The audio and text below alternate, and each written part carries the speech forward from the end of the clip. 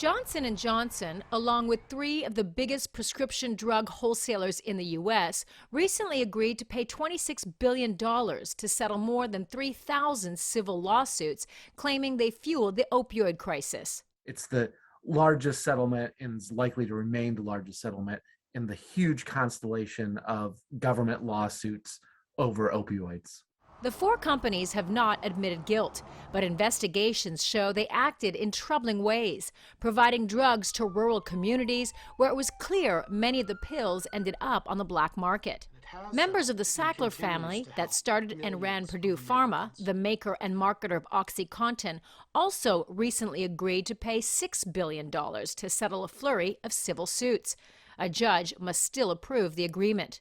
Most of the funds from both settlements would be distributed to states and communities to help them fight a crisis that has killed more than 500,000 Americans since 1999. The fight has been very frustrating for those who are involved with it. The realization is that opioid addiction is extremely significant in terms of how it impacts people and how they cannot get off of these drugs. This photo was taken the day before he died.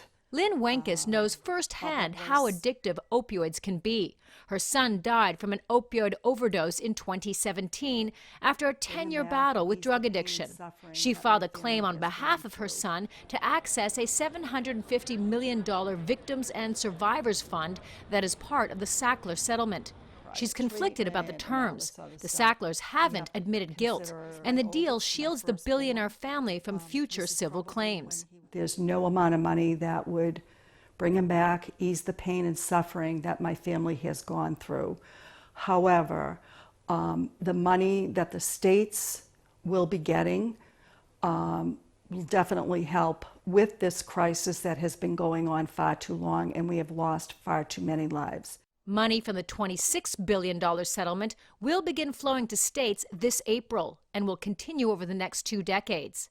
Litigation related to the opioid crisis is far from over. The Sacklers could still face criminal charges. And pharmacy chains like CVS, Walgreens, and Walmart face thousands of civil charges related to their role in selling opioids directly to consumers, despite numerous red flags that many of them ended up on the black market.